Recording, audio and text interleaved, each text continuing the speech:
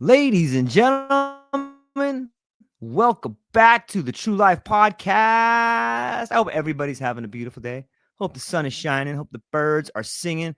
I hope the wind is at your back. Uh, we've got an incredible show for you today. The one and only, ladies and gentlemen, if you've been with the True Life Podcast, you know this guest, you've read his books, you are as enthralled as I am. We have with us today, allow me to introduce our esteemed guest for today, Sebastian Marincolo, a true Renaissance soul whose journey through the realms of philosophy, linguistics, and the intricacies of the mind has illuminated new paths of understanding. Dr. Sebastian Schultz, as he's academically known, earned his magna cum laude PhD through a critical analysis theories of consciousness. Mentored by luminaries such as William Lycan and Simon Blackburn, his academic lineage reads like a who's who of influential philosophers. Thank you. What sets Sebastian apart is his unparalleled exploration of the cannabis high, spanning over 25 years. As a researcher, he delves into the potential of cannabis as an altered state of consciousness. And as a philosopher, he weaves together the threads of personal experience and scholarly insight. His journey is not just confined to the ivory towers of academia. He has ventured into the uncharted territories of photography, producing the limited edition macro photo art series, The Art of Cannabis. Through his lens, he brings to life the visual poetry author. His latest work, Elevated, invites us to reconsider cannabis as a tool for mind enhancement. This groundbreaking book explores the vast spectrum of mental abilities that cannabis may influence, challenging preconceptions and igniting a dialogue on the intersection of consciousness and creativity. Sebastian, thank you so much for being here today. How are you, my friend? Wow, it's always great to hear your introduction. It makes my day. Thank you. And before we got on the show, I just thought about the term altered states of consciousness again. And I wondered if it would be better to replace it with modes of consciousness because altered state always suggests that there is one like default mode of consciousness, like the wakefulness state, which is the state of consciousness, and everything else is kind of bent or altered or twisted. And I'm not so happy with that. I wonder what you think about it because you've talked to so many guests about altered states of consciousness, and because after years and years of research into the subject of the cannabis high, I came to the conclusion that we are going through every day, we're going through various kinds or modes of consciousness with or without mind altering techniques or substances. We are, during our sleep, we are in a weird psychedelic state, daydreaming, ecstasy. When we are in rage or fear, we have a kind of tunnel vision. We're in a tunnel of perception. It's very, very different. Orgasm, all these are all altered states of consciousness, which are naturally in us. That we're going through them, and our brain shifts towards those states or trans. It goes into these states naturally when we're dreaming. And we have melatonin putting us in that condition. And so I always, when I hear altered state of consciousness, I always think something is, we need to think about our terminology maybe. What do you think? Yeah, I agree. I'm wondering, can we change consciousness with awareness? Like maybe we shift that linguistic model, because I think awareness is a great way to explain consciousness as well. Like, and you could also say we have the sort of changing of awareness, the same way we have changing. Awareness doesn't seem as loose as consciousness. Consciousness just seems like this giant cloud, where awareness seems to have a little more focus to it. I don't know. Can we change awareness with consciousness? Well, maybe that's an argument not to exchange it, because consciousness is a much broader term. Right, And right. you can say today I'm conscious, but I'm not aware of the fact that Nice. my body is aching right now because I'm talking to you and I'm really focused. Yeah. So yeah, so it's difficult and it's always, but if you look at, consciousness seems to be much more of a term that has been used in our natural language and has a long story now. It hasn't been there forever, but and if you look into Old Greek or other languages, probably has different connotations, but there are other words. But um, uh, terms like altered states of consciousness are more recent and are certainly more of construction terminology that comes from a more technical realm. Actually, I'd have to look for when altered states of consciousness first appeared. I think one who popularized the notion was Charles Tart, and I'm happy to have it. It's not like Yeah. it's deeply wrong, but I just wanted to mention the fact that we tend to think of altered states of consciousness as something that needs to be twisted, something that is in a way unnatural also, and needs to be induced with a technique or with mind-altering substances. And it doesn't really speak to us, our human nature, and our human nature certainly is not that we only have this one mental or this one condition, this mode of consciousness, which is this rational, logical wakefulness state. So Yeah. even though, and I've said that before here, this is of course in that rational mode. When we are talking about this consciousness, we are of course in that rational mode, and we are reconstructing, and I call this therefore the rational reconstruction era. We are reconstructing our existence as being rational because we are always in the rational wakefulness state when we do that. So we are kind of caught up in that perspective, right? So, but I think it's important to be inclusive, and to acknowledge that our nature is different. Yeah. But okay, but I don't want to take that too far. I just wanted That's to all right. that. Maybe sometimes I think that the altered states are just the beginning of the evolution on some level. Like it seems like a few people find themselves in these altered states. Is it maybe you can shine some light on? For me, like if I take psychedelics, all of like the first time you take it, it's like this novel experience and you have these different ideas about things. But then you take it again and you become more comfortable with the territory.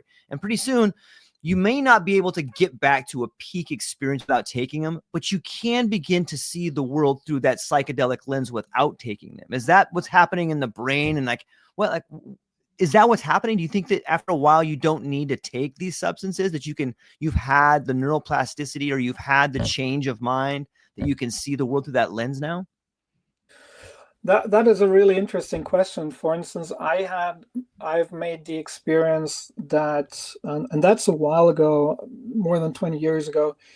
I used to be able to really trip on cannabis, not large doses. When I would close my eyes, I could, and I remember once, and I wrote that in my book. I tell that story in my book, The Art of the High. Right. That I remembered an animation movie made hand drawn by a friend of mine, and she used for each and every frame, she would hand draw the whole picture. Usually you would only have the animated parts in new sequences, but she would draw a whole landscape with a tree, and everything new. So if you would look at the animated movie, everything would kind of go like this, and because everything was changing from image to image, from sequence to sequence.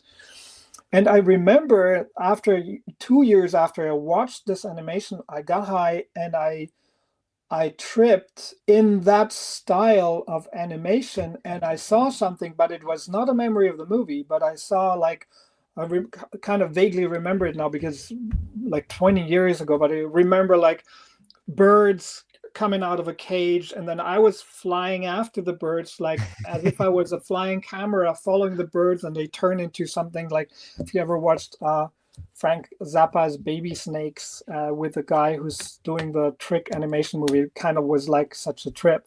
And I remember that after that experience for several weeks or so, I was better able to imagine things without taking cannabis.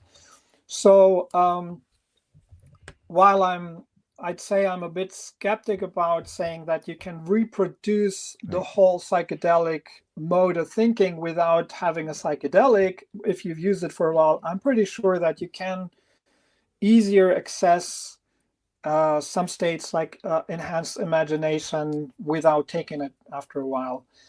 And another anecdote, which I have told you before, is that of the guy who once contacted me and said that he was traumatized because I had been writing on cannabis and empathic understanding and arguing based on my research that cannabis can help tremendously for those who are on the autistic spectrum, who are having, most of them having problems to empathically connect and socially interact with others. And he said that he was traumatized and he thought everybody else was an extension of himself. And that was the phrase he used, so that he thought he was alone in the universe and everybody else is kind of an illusion or an extension of himself. Then he smoked cannabis, and then while he was high, he would feel, oh no, there are other people out there. So he could empathically connect to them in a way that he would realize on a empathic emotional level, oh no, there are other people. And he also told me, and I'm telling you this now at this point for a different aspect of the story, which is that he said he could connect for a while. After smoking cannabis, he had that feeling, but after like 5 or 10 days, it would go away slowly. And then at that point, he was still able to remember that he had that feeling, but he didn't have the feeling anymore. He was still like, he was again like, oh no, I feel like I'm alone in the universe and everybody else is an illusion. But I remember that I had that feeling. And so he came to me and asking me about what he could do, etc. But so, yeah, I think there are lasting effects if you that you can use. But that's a really interesting research topic in itself, because of course this could be seen negatively too. You know, you could say, oh, do I want to have lasting effects? Do I want to, like, for instance, have this kind of paranoia? But I guess this has to be like, or do I want to have this flashback or whatever, you know, if I can't control it? But I guess that has to be answered for each psychoactive substance differently, probably. But it's a really interesting phenomenon. Yeah. Shout out to Crystal Phoenix Rising. She says, good morning, guys. I'm a big supporter of cannabis. Cannabis helps my anxiety and my nerve pain.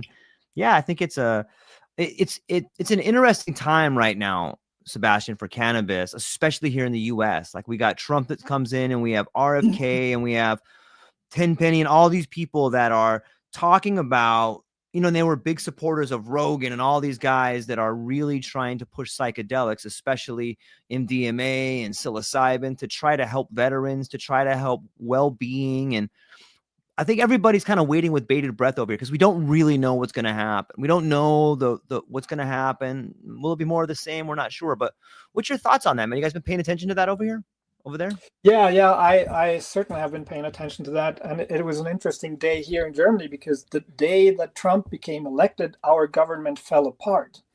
Whoa. Literally, it was the same day that they kind of broke up the government coalition of Social Democrats and liberals. And the Green Party, they fell apart because the liberals kind of wanted to get out there because they were losing and so we're going to have now elections early next year because of that. Otherwise, it would have gone on for another year, I guess. And here we're also waiting for decisions, because we're probably going to have a chancellor, and we're going to have the lead taken by the conservatives here, by the Christian Democratic Party, and they have announced that they want to take back the new regulation of cannabis here, the legalization measures, that the new law, which they probably won't do, but maybe they take, probably they take, or maybe they want to do something with the social clubs or not allow the social club. We don't. We also were in a limbo here, and we have to wait and see what's happening with that. I think they're not going to touch medical cannabis, and they're not going to touch anything. But we're going to see. As to Trump and what's happening over there, I mean, I guess we're all here. Many people are in shock. I kind of saw it coming. I'm afraid I knew it would be tight, but I saw the imminent danger, and for me, it's a very emotional thing to observe, because I remember when I was 6 years old, I saw the American Army tanks driving by on the street, and we gave them the victory sign, and our parents had told us that the Americans had freed us from fascism, and therefore we have a democracy now. And now we're in a democracy, and we're seeing your democracy endangered. And of course, I know that a lot of Trump fans would go and say, "No, come on, he's not. Don't take him literally on this and that." But he has already announced a lot of things that would go into the direction of direct fascism and fascistic states. So we're worried here, and I think here in Germany, if you would make a poll, I think I'm not exactly sure, but I think 80% or so would be against Trump, or even more. But so as to psychedelics and Kennedy, I followed that quite closely. I mean, I lived in the States for 2 years. When I visited the University of North Carolina at Chapel Hill, and as a researcher and during my graduate studies, so I'm really following what's happening in the U.S. And I'd say it depends on, because it really doesn't matter what they're saying. I mean, it's an interesting choice to give him. That was the deal, to give him the health part. So that is a strategic alliance, but I think Trump doesn't really care if he. And now it's all about lobbyism, and if there are some lobby groups in the pharmaceutical world that support Trump, and I'm not aware of that, I can't say it right now, and they're coming along and they say, fuck that, sorry for that, and they say, listen, don't go down, don't put it to Schedule 3 for some reason, because there are the statistics are pretty clear now. Wherever you introduce cannabis in a state medically, people use less anxiolytic medicine, less antidepressants, less opioids, etc. So it's across a big spectrum that the other pharmaceutical other medications are going down, and because cannabis is such a versatile and healthy plant, and because we do have an endocannabinoid system that's involved in the regulation of so many bodily and mental functions that can be helped by cannabis, that of course the problem is that's the problem with cannabis. It's so helpful that there are so many lobbies, and not only in the medical realm, but also in the industrial and other realms. There are other lobbies that are there, and they don't want to have a competitor.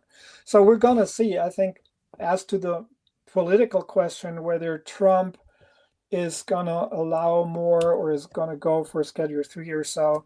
He never sticks to what he says if he doesn't, need to at the point. And we know that he can turn around 180 degrees. So I'd say it's now behind what you can see. There are going to be some battles with lobbyists, and then we're going to see what's happening. I think the other interesting question is, if you are working in the psychedelic realm, if you are interested in psychedelics or psychoactive other substances like cannabis, maybe you want to call it a psychedelic too, then what can we do, or what can you do to have an impact on society? Maybe you use the new regulations that come with Trump, but what can you do to avoid that society falling apart or slipping into a dictatorship or fascist state? And I think that's an interesting question for the community over there, because I see a lot of potential there,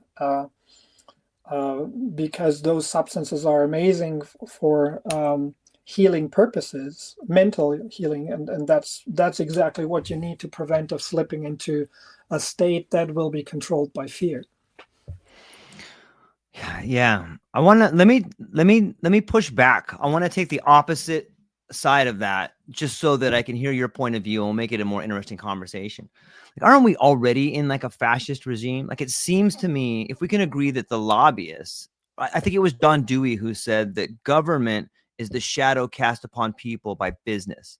And like, I think we already have a fascist regime. I think even Chomsky says we're all fascists. It just matters to which degree, how fascist we are, and it seems like whatever administration comes in, they just pick their team of multinational corporations, whether it's X or whether it's Facebook, whether it's pick your defense contractor, that's going to be the one we go with. Do you think there really is a chance of it becoming more fascist than it already is? Oh yeah, definitely. Why do you think that? Well, have you ever been to a concentration camp here? No, I never have. Yeah. No, seriously. And this is something we heard also about Gaza with that raging war over there, where people ask, could it be worse? Yes, it could, which is a sad thing to state, because it is a nightmare, and it could get worse with Trump. We don't know, maybe not, maybe it doesn't get worse, but it could get worse, and of course your society could get much worse. And I agree with you, and I'm a big fan of Chomsky and his work, because I think he's right. And basically, this is also what I discussed a lot with my friend, late friend Lester Grinspoon, who was a big mentor of mine. That of course, you and we are living in oligarchies now, and it's certain. The military industrial, the prison industrial complex, and various other players, the banking complex, etc., are basically using the government, to do whatever they feel like they should do. But I think there is some moderation. Of course, you still have some citizens have some rights to speak up, and of course, if you look at social media, you can already see there is mass control. Again, I'd like to point to a documentary series that I'm not sure if I've recommended it to you, or here again, the Century of the Self. It's a 3 or 4 part documentary.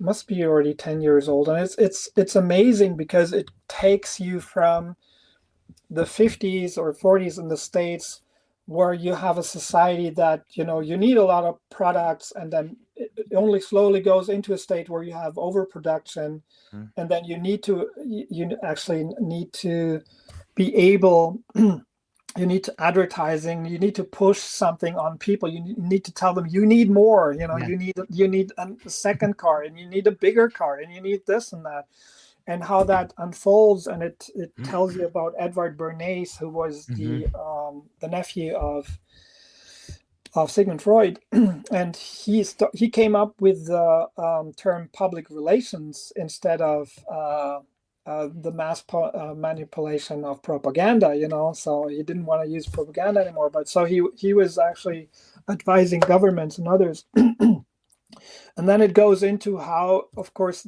and that's what I never really thought about much, is that what happened in the United States, and this is one of the most important claims in the movie, is what happened in the United States after the 50s was a big reaction to what happened in Germany with the Holocaust and with the Nazi regime coming up, because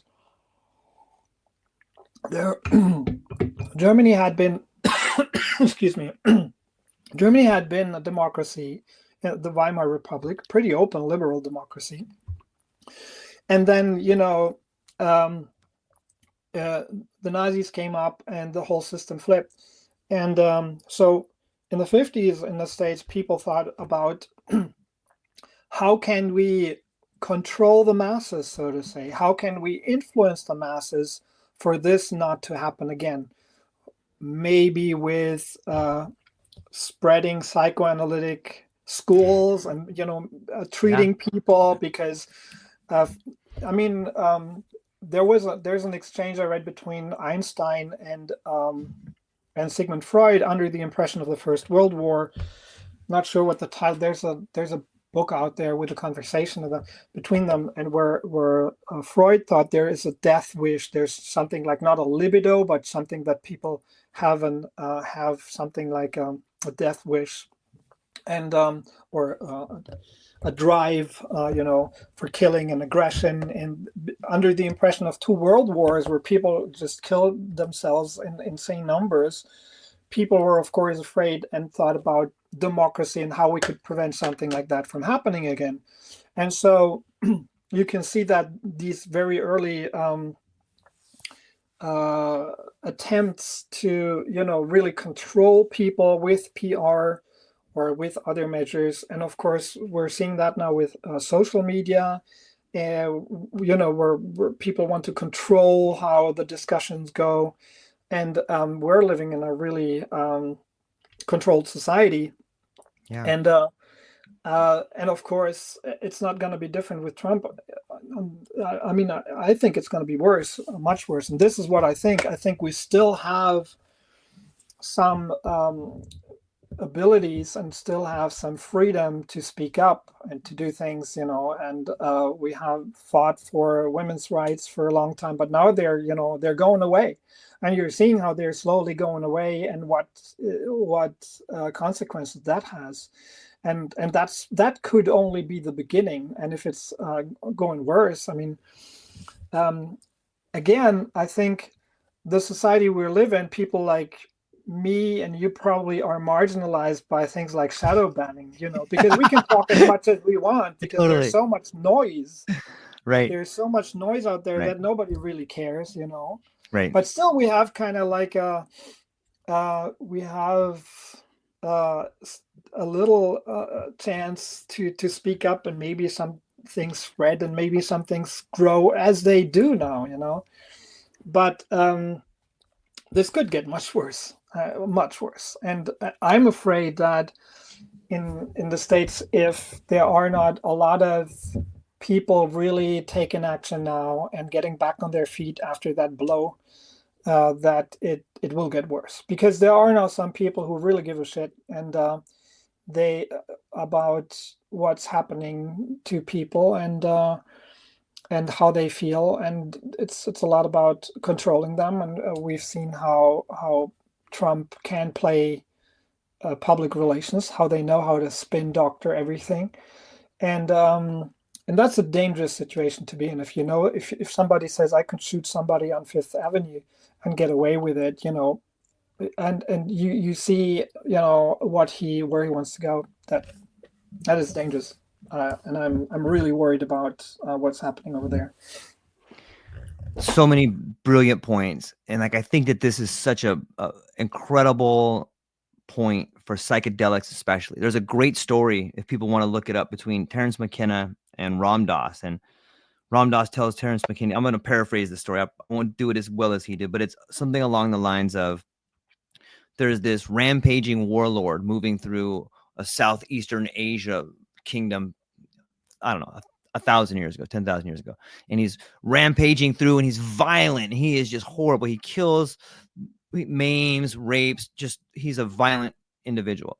But the people that he makes the most examples out of are the people in the clergy, anybody who's affiliated with a church or a spiritual sort of connotation. He takes those people and just crucifies them. And as he's making his way through the Southeastern territories, conquering everything, having no problems, and he finds himself at one of the last strongholds, and he busted into the government halls, and they're like, oh, great warlord. They're all afraid of him. And they say, everyone is left except for one monk. And the guy's furious. He's like, what are you talking about? There's one monk that dares. Doesn't he know who I am? And he's spit's coming out of his mouth. They said, where is this monk? And they said, oh, he's waiting for you in the temple. What? He's waiting for me? Oh, he's furious. He storms over there and boom, he busts open the doors. And there's a monk just standing there meditating peacefully with a smile on his face. This guy's like, what the? And he walks up to him and he sticks his finger out and he starts pointing him, hitting him in the chest. And he's like, hey, don't you know I'm the baddest warlord? I've been murdering people. How dare you stand me? Don't you know who I am? I could take my sword and run it through your belly without blinking an eye. And the monk just stands and smiles. And he says, and don't you know who I am? I'm the man that could have your sword run through my belly without blinking an eye. And there's this beautiful pause that happens. And McKenna says, well, that's what happened in the 60s. When they came with the guns, we ran for the hills.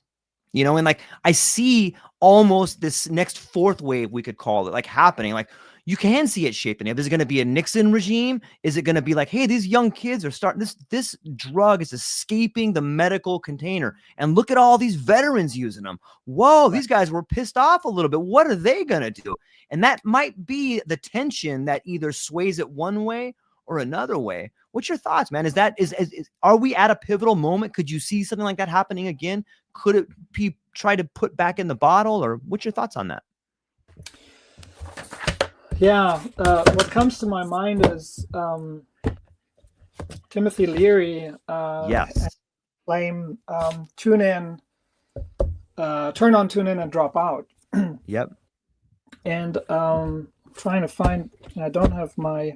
What I think the chapter titles in What Hashish Did to Walter Benjamin, a book that I published in 2015, was turn on, tune in, and inspire, and stay in and inspire, or something like this. And I think it was turn on, tune in, and inspire.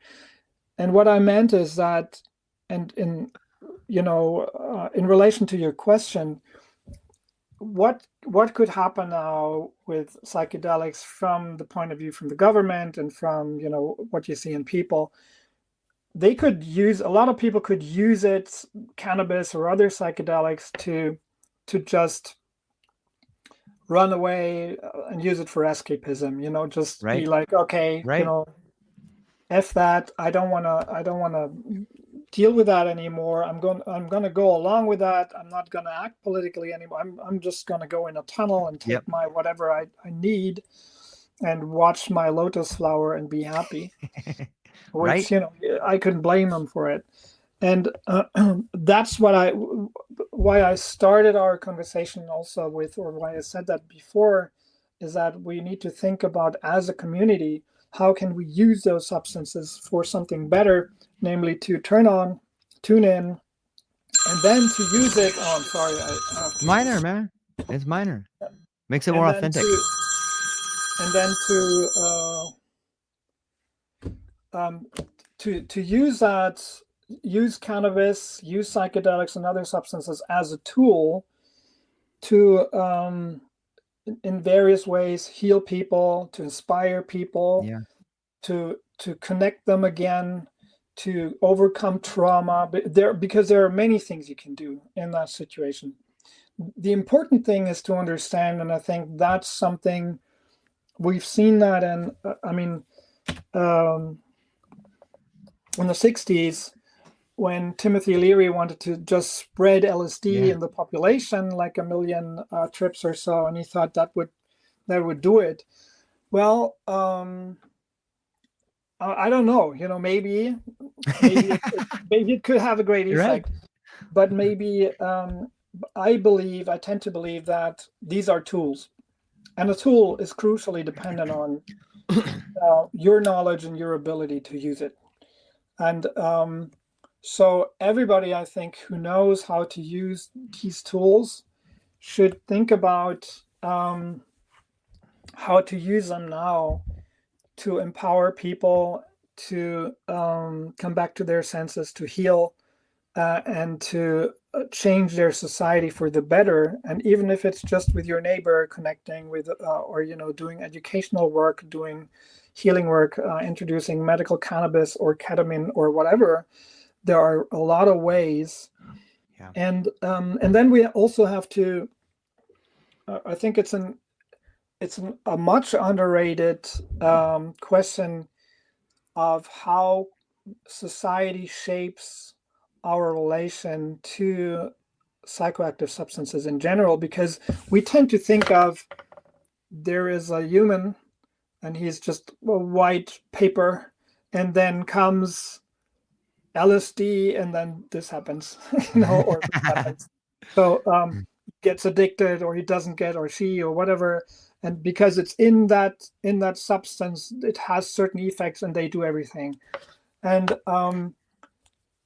to give you a bit of a better understanding of what I mean is, if you look at cannabis, for instance, in the last decades, or like the decades before 10, 20 years ago or so, when mostly there was a prohibition all over the world, was that you had a society where a lot of people were under stress, a lot of people were traumatized, and then they would turn to cannabis mostly for to use it against stress. And cannabis works well if it's like of poor quality, especially if it's of poor quality, if it's aged, if you have not the greatest genetics, and it's kind of what I call mind fragmenting. If you're sitting there, you're couch locked, stoned, not high, and you're in the moment, but you forget about the past, forget about the future, and you're de-stressed because you don't have to think about those things anymore. But you can't hold a clear thought. You don't really get insights, or you don't have what you could have. But it helps you a lot to deal with the stress that's imposed on you on society.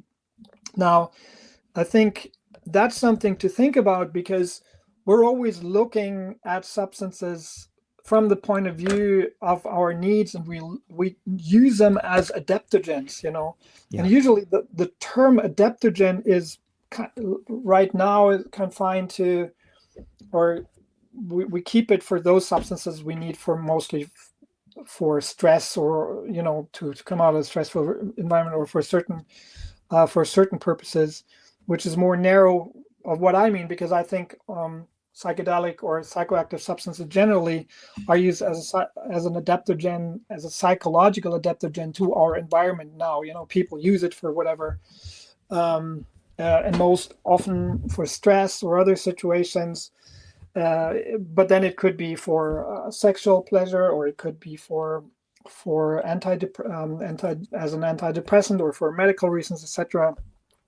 But I think now is the time. We have a lot of knowledge. We have gained a lot of knowledge in the last years and decades about those substances, and now it's the time to yield that knowledge and to think ahead and use our imagination to think, how can we use those substances not only for healing, not only for medication in the sense of antidepressant, anxiolytic, etc., but also to inspire people, for people to ground them again, to get back to connect with their own emotions, to connect with others, using those substances as impactogens, like for empathy, to enhance their imagination, which is incredibly important, because if you come in the state that we're in now with our society, where you are afraid of what's coming, where the pressure is up, then you tend to refrain from the world, and your imagination goes down,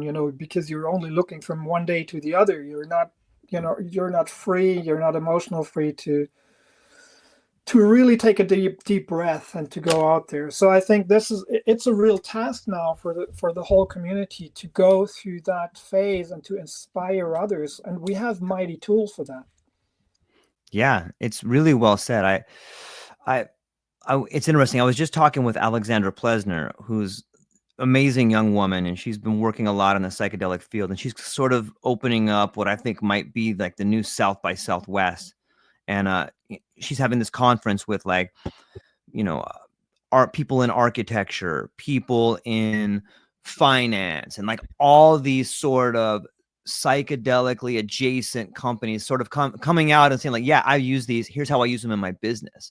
And that to me is like what this fourth wave, or what the inspiration you talk about can be. Like, we have a new sort of, if we can have a new sort of architecture, like living buildings, when you start seeing the way things can be done, like, Oh, like you can see outside the window of the medical container if you just wipe it down a little bit. Like, hey, look at that out there. You know what I mean? Like, so I'm hopeful. I know that there is a lot of money being spent on patents, and it does seem to me that the bulk of the work is currently in the medical container for a reason. People want to find a way to make money from it. People want to find a way to do this for a living, and that's acceptable. I get it. And like, there is a lot of people that can use it in a way that's meaningful. But I think you touched on something really beautiful too, in that the work is done with the individual. You know what I mean? Like, you can take these substances, but you got to do the work to figure out how to become the best version of yourself. You're not just going to, that piece of paper is not going to hit that molecule and then everything's better. In fact, it might even get worse before it gets better. Maybe we'll see that on a societal level. What do you think? Yeah, that's what I mean. A hammer is a great tool, but if you don't know how to use it, I can't. It seems like I can't turn this off. That's all right, man. Minor. Don't let it bother you. But if you don't know how, you can build up a house or whatever with a hammer, but if you don't know how to use it right, you're gonna hit your finger. And same with psychoactive substances. If you can use cannabis, or somebody could use cannabis or LSD or psilocybin mushrooms to overcome lifelong trauma, if used correctly and with the right guide, so to say. But if you're using it, if you're driving a car and you're too high to drive and you lose your sense of time and you don't kind of get confused in traffic, you can run over a kid. Yeah. It's as simple as that. Yeah. And so it needs skillful use. And what you call the medical container is, I think, to a certain degree, understandable from the point of view of society that has been told these are incredibly dangerous substances and they're all bad, etc., etc. So they only want to let them in with a huge amount of evidence, and with a huge amount of knowledge from people who are renowned in their business. But of course, we are seeing, because of that, I believe that we are pouring the baby out with the baby water, because there's a lot of there are a lot of things we know that psychedelics and cannabis can be used for, and we don't have the medical evidence for it yet, because it hasn't been possible for decades to work with it, and there are of course ethical problems and there are other problems. So and what happened, so my research also draws on a lot of the knowledge from the subculture, from breeders, from seed genetics, but also from scientific disciplines as a philosophy of mind, from linguistics, from cognitive sciences, from neurosciences, from knowledge about the endocannabinoid system. And I've tried to put that all together in my new book, Elevated, Cannabis as a Tool for Mind Enhancement, which came out last year for Hilaritas Press. But so I think this is important. It's a tool, and we have to look at where's the knowledge, how can we use it, not only for those medical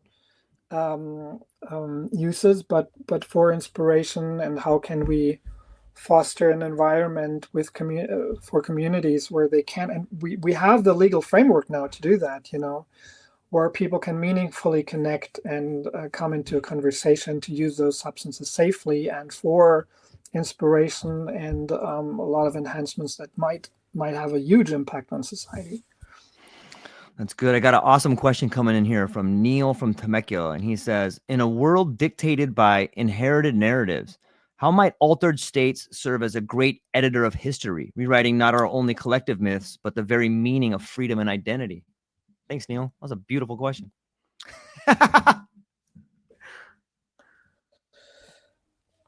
Yeah, so I give you an example. I used cannabis myself because when my first book came out, High Insights on Marijuana, which was basically a second doctoral thesis, it kind of fell in a hole. I almost found an agent in the States in 2010, but then he jumped off because of also issues. A lot of agents were like, "Hey, great book, but we don't know who to sell it to." And then I thought about in the next years, I thought about, okay, how can I do something? How can I write something and pierce that public opinion? How can I get over the narrative that is so strong that people wouldn't even look at your hypothesis or discuss with you? Right. I mean, the problem was not that people were against it, but they wouldn't even look at it. They wouldn't even, consider it, being like, oh no, if I talk to you, that's bullshit. So, and that's why I came up with, and I used cannabis for my creativity. I used to think about that during High, and I came up with my photo series, which took cannabis again, which turned the view of people to the plant, because in terms when I look at narratives, it's not only language, but it's also imagery. Yep. And the imagery was dominated on cannabis. It was dominated by people, what you would see, crumbled material and always like the same kind of whatever junkie on the street, or, bullshit stuff. And then in 2012 in Germany, I came up with macro photography, which is now pretty popular because a lot more people are on it. But in 2012, this was, I'd say, this was already something that made it big in the national media here with my coffee table book here. This is the High, in English, it would be The Positive Potential of Marijuana, where I coupled essays with outstanding imagery of the plant, where I said, I take a look at the plant as a plant and not as a drug, but let's just take a look at the plant from a macro view. So you need to turn and change perspectives. And I use the cannabis high to come up with ideas of how to step back. And then I, for instance, one of the tricks, the rhetorical tricks that got me in the national media here was in one essay. I started the essay telling the story of Watanuga Lahele, who sits at the Kalangi Root Festival. I told you the story again, but this is good to answer the question here. Yeah. And it's Watanuga Lahele is from the Western Africa. I'm telling the story in the first paragraph of my essay, is sitting in the Western African Republic, and he's using the Kalangi root to get intoxicated. And there is a lot of rape, and statistics say about the Kalangi Root Festival that 1 million people come there. There are a lot of driving accidents, and 70,000 people die of the side effects of the Kalangi root intoxication. And the active ingredient is tetraline, etc.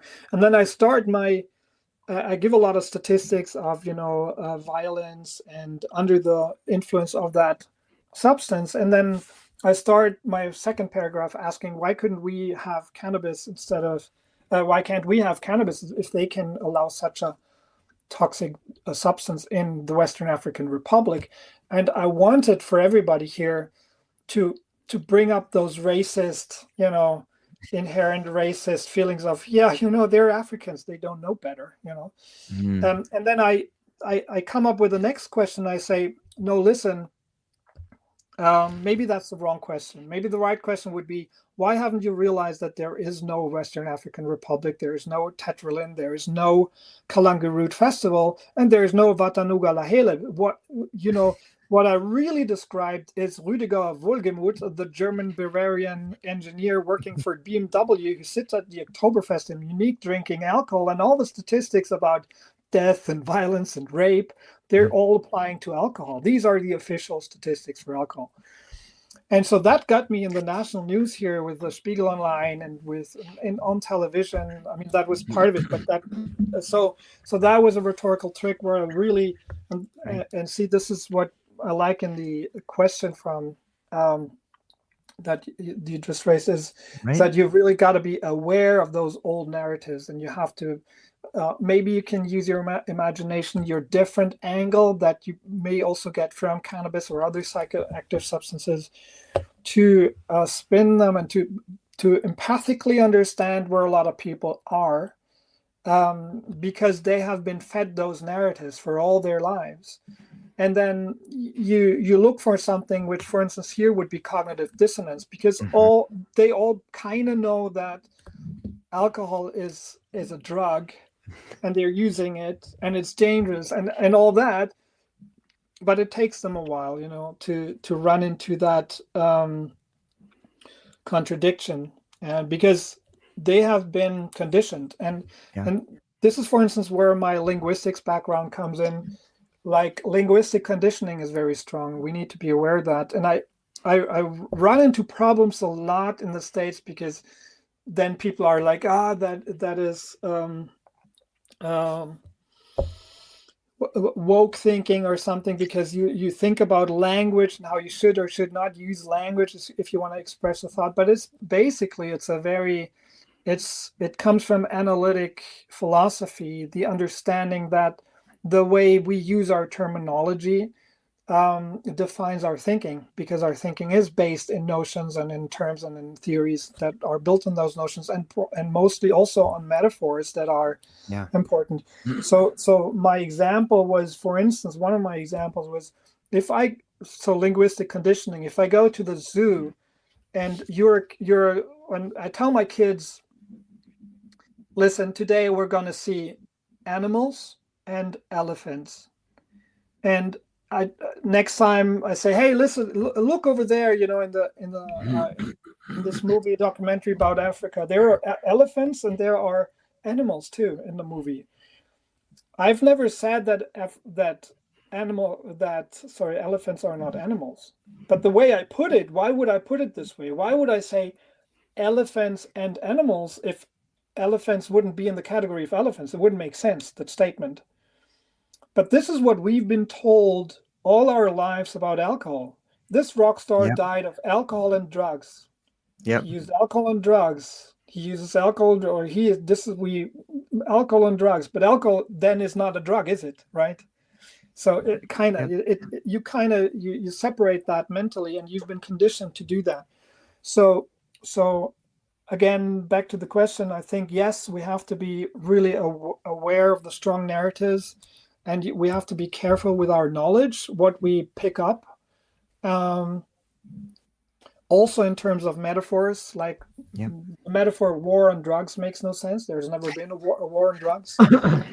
There has always been military enforced or police enforced repression of certain groups of users of certain psychoactive substances, but other substances were fine. It's never been a total war, and it's not a war on drugs, it's a war on people.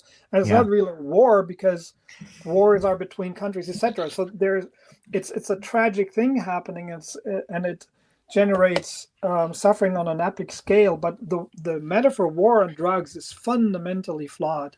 So we need to think about our language. We need to think about how we talk to people, how we convince them.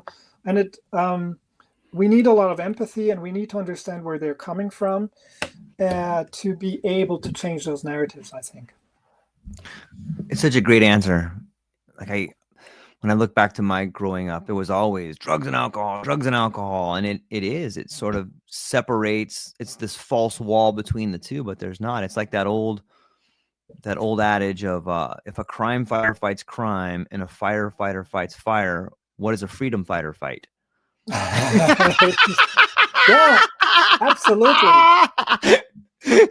That's so funny. Sure. So that is something really important to think about, because we need to look at where people are and how they have been conditioned and taught. And from the standpoint of a philosopher who's, in philosophy, you always have a discipline which is called epistemology. Epistemology. I kind of confused. I mixed in epidemiology in that word. No, epistemology. So what the nature of knowledge, basically. So what do we know and what don't we know? How do we generate knowledge, and what is truth? If you look at what people have been told in the last decades, I've always said that the situation of a substance, especially like cannabis, is like like somebody coming to your village, and every source, every respected source, the police chief, the mayor, the newspapers, your neighbors, and maybe some other people have all told you the guy who's coming is a sex offender and he's killed some kids.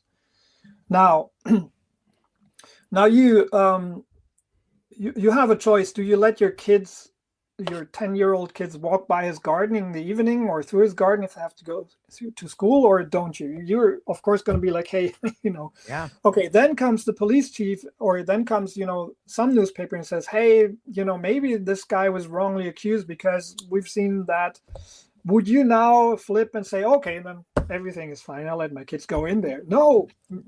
Now the burden of proof is on him. The burden of proof to remove the last little doubt whether he's a killer or a sex offender needs to be removed. And even if the mayor and the newspaper and your neighbors, if they all come and say, hey, listen, we just heard that this guy was in a battle with his last wife was cheating on him, and then she did this and that, and then she spread the stories. Sorry, still you would be like, yeah, but before I let my kids go in there and then they get kind of sexually offended or killed, maybe even that is not enough. And that is for some people the case. For some people in our society, they have heard from all sources that they respect and that they take to be reliable that LSD is toxic or addictive, highly addictive, or people are going to jump out of the window, etc., etc. So that's what I mean by you have to empathically understand where they are, and you have to understand also that some people are maybe they really don't give a shit because they're lobbyists, and they may say something like, I know it's not really dangerous, but I'm an alcohol lobbyist, so I'm a politician who doesn't care. But if you treat everybody like that, you're not going to go far, because a lot of people are convinced, and also some politicians, and they are convinced that this is dangerous. So you have to get into their mindset, and you have to take it one by one and understand, what are their informational needs and how can you convince them that it may not be as they think it is. Yeah, it makes me think of Huxley's The Island, and some of Huxley, I think believed, isn't it a great book? But I think Huxley believed like psychedelics should be for like a small group because it'll never be accepted and it is dangerous and people down here shouldn't have this, but that book is pretty amazing. What's your thoughts on Huxley's book and maybe some of his thoughts about psychedelics? Yeah, this is a great book, and I think he because he also introduces the idea of having it as a ritual, for adolescents, basically. And I think these are really interesting ideas because obviously he had a long story with psychoactive substances, thinking about Soma first and his Brave New World, right, as something which is basically used in a negative way to uphold society where you have alphas, betas, and gammas, etc., and then everybody's made happy in that unjust society. But then proceeding to The Doors of Perception, one of the most important essays on the use of mescaline and other substances generally. So I don't agree with Huxley that it should be a substance only for a certain circle of people. I think it can be for mostly everybody, maybe not everybody, and you have to think about which substance and if people have preconditions and etc. But I think it could be a substance for most of those substances we're talking about could be for everybody, but only under the right coaching, counseling, etc. conditions. So I'd phrase that a bit differently. What I totally admire, what I've said before, and I've written about that in my first book, High Insights on Marijuana, that came out in 2010, is that Huxley was very early in his thinking about psychoactive substances because he knew psychology. Donald Broadbent at that time already came up with that thinking in the 50s, that I think 56 or so, it was that the brain, and C.C. Broad, philosophers who came from the evolutionary angle. And I'm not sure if you're aware that Huxley's grandfather was Thomas Huxley, who was Darwin's bulldog. I didn't know that. Meaning that he went around the country to popularize Darwin's ideas. So Huxley had a very strong background in evolutionary thinking. Mm-hmm. And that was early in the 50s. It started only in psychology to take hold that our mind and our mental states have been shaped by an evolution and are the products of a long evolution. And so Huxley is one of the central ideas in The Doors of Perception, which were the inspiration of the rock group. The Doors? The Doors. Was that our perception is shaped by our evolution, not to be completely open to reality and to be like, oh, I'll look at all the shades here and I swallow up everything that I see in reality and try to give an accurate, realistic picture. No, our perception is basically, our brain is there to funnel us towards those aspects of reality that are important for our survival. If I run away from a lion, I'm not looking at the color of the sand or of the shades of the brown of the tree. I just run and look for where's a tree that I could run up to and maybe escape that beast. And so I'm hyper focused.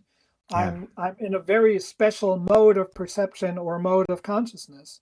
I'm in a tunnel, and that the adrenaline helps me to really look out for, okay, how can I escape? Either fight or flight.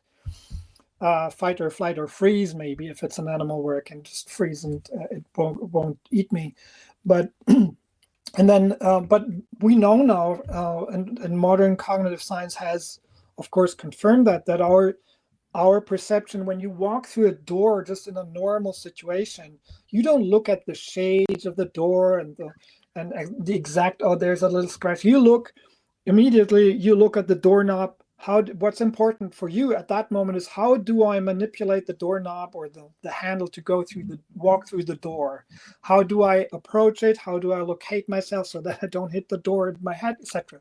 So that's all you want to know about the door in that situation. That's how we look at our environment and our reality.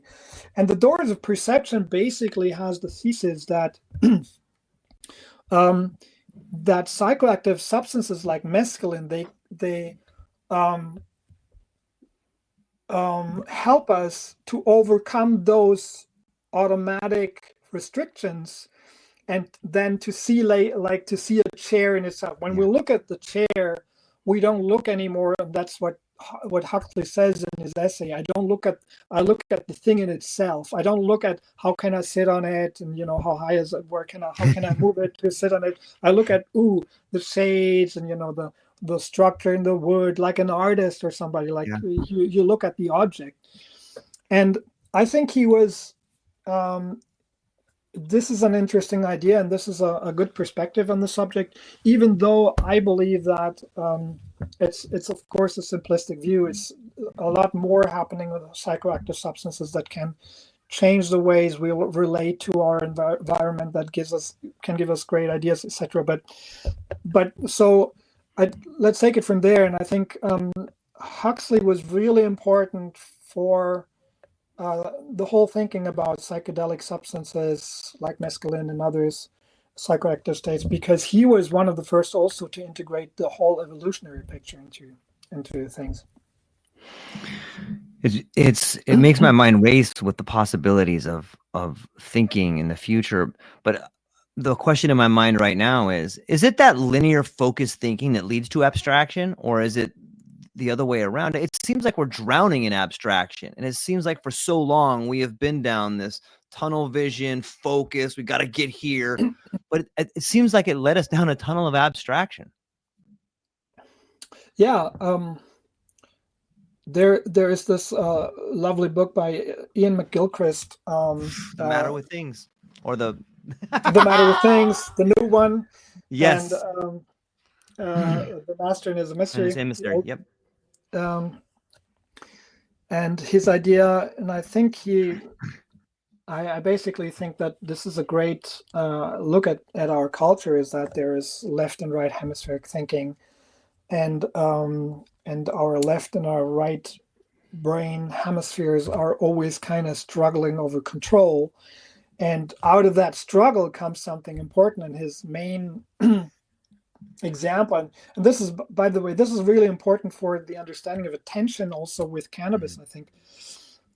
So his explanation is when a hen is picking on seeds and looking for food, the left brain hemisphere controls a tight focus of attention, and the hen needs to be able to really focus on a narrow visual field to motor control the beak to pick up seeds and food. But then if it's too hyper focused, it doesn't see the predator flying up there or hiding in the bush, the fox, or the bird predator. So there needs to be another system that is kind of in competition with the system of what holds my attention here, that maybe like, and you're like, Yep. So, and if those systems are calibrated in a way that, you can focus, because if you're not focused at all anymore, if you're always going like, like a squirrel, then you may not be able anymore to focus and to really take up food, etc. So you need a balance between those hemispheric styles of thinking. And in attention, you can see how that could work, and how that could go wrong. And and his theory is that that we're going back. If you look at cultural times, like if you look at the Renaissance or periods like the Renaissance, where it was basically in balance, art and science, we had kind of a balanced society, at least in some parts. But then today we would have like a more of a left hemispheric thinking style. I think he's on the right track with that. I think that's an interesting idea. Whether he's right with the details of all that is another question. But I think it's an amazing book, and a game changer in not only how we see human nature, and perception, but also how we see cultures evolving. And of course, I believe that cannabis, and that is interesting. I believe if you look at, and I actually wrote to Ian McGilchrist, but he told me that he doesn't have much, that was years ago. He said he didn't have much experience with cannabis, and he's more of a Scotch drinker. And sadly, I must say, because I thought that I wrote an essay about Carl Sagan's hypothesis that he has in a footnote of his Dragons of Eden book, that he says cannabis might suppress, so to say, when you're high, it suppresses the left hemispheric thinking, so the right hemisphere comes out stronger. And I think I talked about that with Lester Greenspoon, who was a great friend of, was the best friend of Carl Sagan. And I told Lester I'm writing about that, and I think that Carl was onto something. And he was like, yeah, but Carl was always like easy with the hypothesis and I should be careful. And I was like, yeah, but I've looked at it from from a perspective of, because I mean, Sagan was really advanced at that point. He had read a lot about the current state of the art knowledge about what we know about left and right hemisphere, like Roger Sperry and all that. He was amazing what he had gobbled up intellectually at that time. And of course, today we know more with Ian McGilchrist and the work of others. But I said, based on even our new knowledge, I'd say it's an interesting hypothesis, because if you look at anecdotal evidence and what's happening, most of the functions that you would say, or that Ian McGilchrist and others would say, are more right hemisphere based, like the empathic understanding, imagination, episodic memory, so our ability to remember episodes in our lives, some for pattern recognition, introspection, so humor, the understanding of humor, and and other more right hemisphere supported cognitive abilities, they seem to become enhanced during a cannabis high. But the one exception I'd say is hyperfocus of attention, because that happens too with cannabis in a way. And the hyperfocus of attention on a certain is more left hemispheric. So I'd say it's interesting to ask whether Sagan was onto something with his thesis about the left and right hemispheric things. And I looked into the receptor distribution, but at least some years ago, I haven't looked it up again. There was not much on whether, like, the left or the right brain hemisphere, we would have a different distribution of endocannabinoid receptors. So that's not easily to prove on the neuronal level, as far as I understand.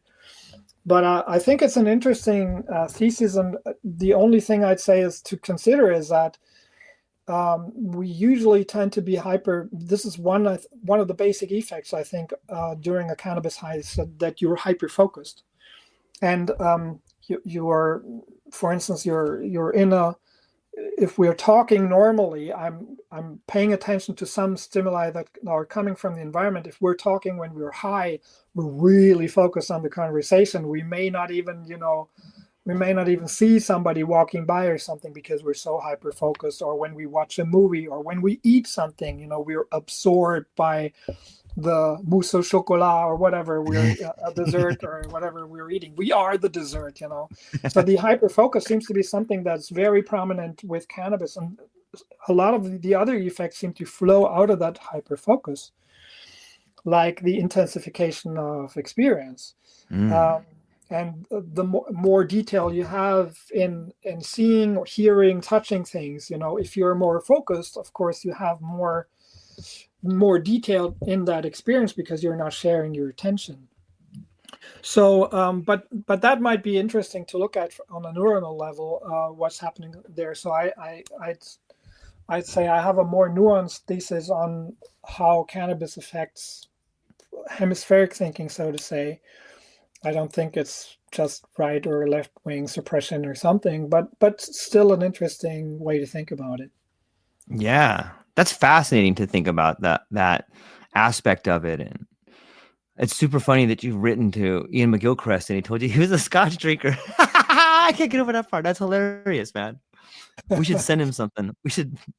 That guy should be, I'm hopeful. If anybody's in the sound of my voice that can make it happen, that would be an incredible speaker to have at like Psychedelic Science 2025, just to get him right. Like that would be amazing. Cause I think that there's a lot of information there that really resonates with this community that's not really being talked about. In fact, you know what? It kind of brings me back to some of our earlier conversations we've had about your theory of mind, and about how eventually some of these terms like love and whatnot will be like the folk psychology. Have you revisited some of these things and thought about how the left brain paradigm, or maybe some of Ian McGilchrist's work fits together with some of your theories? Well, yeah, that is a good question. I think I'm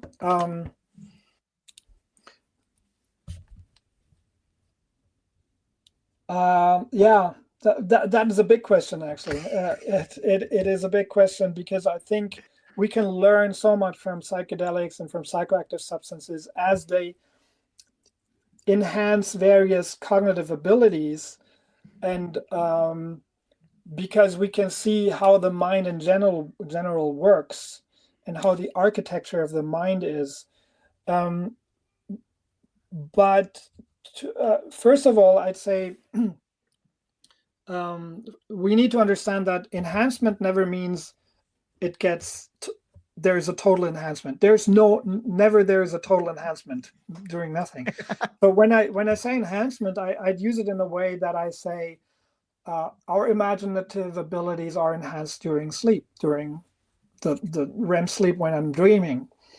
That doesn't mean that I have enhanced cognition in the sense that I could do math work or something that needs an enhancement.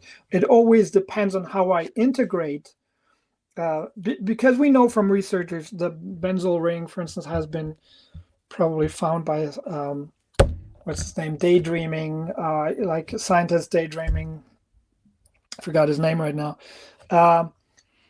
About the molecule, about a certain molecular structure, and he thought about snake biting itself, and so he came up with the understanding of the benzoyl ring, the molecular structure, and a chemist, and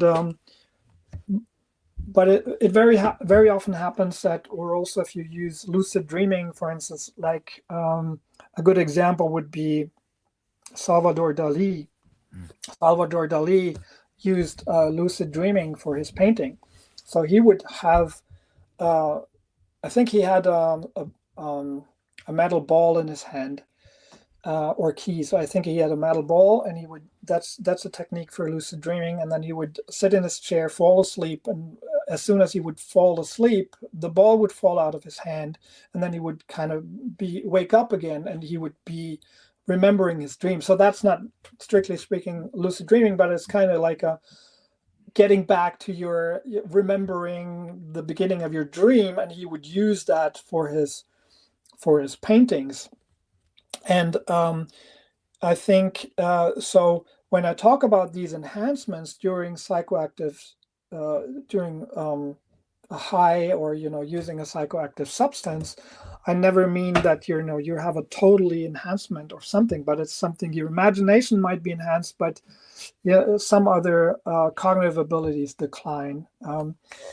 But back to your question, what have I learned, or did I get back to my theory? Yes, I think I'm much more aware now that I think I have a different way of looking at consciousness, because it's a lot more inclusive. And I think that is a very interesting broadening of perspectives, because we tend to think of our consciousness, of our wakeful consciousness, as the model of what consciousness in general is, being narrowly defined or being minimally defined as, having being here, having an inner point of view. Yeah. But then we know basically that first of all, we're going through different kinds of consciousness, modes of consciousness, as I say, or altered states like sleep and ecstasy, etc. But also think about babies when they, or kids. We just talked about our kids. I just give you a scene. I remember my 2-year-old daughter a few years ago sitting on the lap of my heavily dementious and Alzheimer dad, in the last stages of Alzheimer, a year before he died.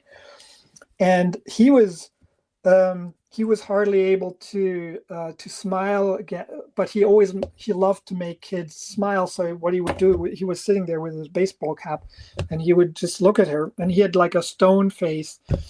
And if you would have just looked at him, you would be like, oh, this guy he probably doesn't understand anymore what's happening. But then he looked at her, and my kids would always look at him for like they knew something was coming, and then he would just tear his head down to make them laugh, and you would understand he's still there in a way, he's still. but that was a little scene. But what I meant to convey here is that I looked at them too, and I thought to myself, what do I know about the perspective and the consciousness of a 2-year-old, how she sees the world, how she perceives the world, how she feels, how she is going through emotions, how she's not able to have some emotions that I might have, a full mature love relationship with, but her love is maybe an ocean of more or deeper or bigger or more intense love, and at the same time I looked at my dad, and I said, I remembered that my mom told me that in the beginning stages of his Alzheimer, he was asked by a doctor how old he is, and at the time he was in his mid-70s, and he said he's 40. And I thought, okay, if he's in that stage already not able to understand how old he is, he's probably seeing me and he might think, oh, that's myself, or that's my dad. Maybe he thinks he's 20 and he thinks I'm his dad. So I kind of started to get into the levels of confusion, into the levels of into the perspectives that my dad has, and then his short-term memory being disrupted in that way. And I think we are very restricted empathically to include states of consciousness and modes of consciousness in our world, because it's hard for us to replicate them, But of course, if you take psychedelics and cannabis, you are stretching that. You're going through different states of consciousness, and you get a better understanding of whatever a bat might feel. Yeah. And you might have, you get all those reports of people who think they're starting to turn into animals or something because their empathic understanding is so enhanced during a psychedelic state or so. They're getting into the minds or worldview of other people, animals, etc.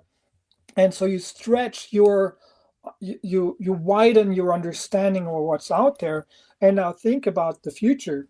And the future is, and I'm talking about the near future, our future is going to be really shaped, and our society is going to be shaped by Trump.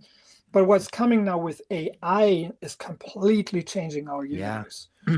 And we haven't even started, I mean, in the mainstream, the discussion of when will we start treating those systems as conscious and as having human or some rights, maybe not human rights, but maybe some artificial intelligence rights. Because if you look at it, we don't treat a mouse or we don't treat a cat like we treat a stone, do we? But we also don't treat them like humans, ethically speaking, morally speaking.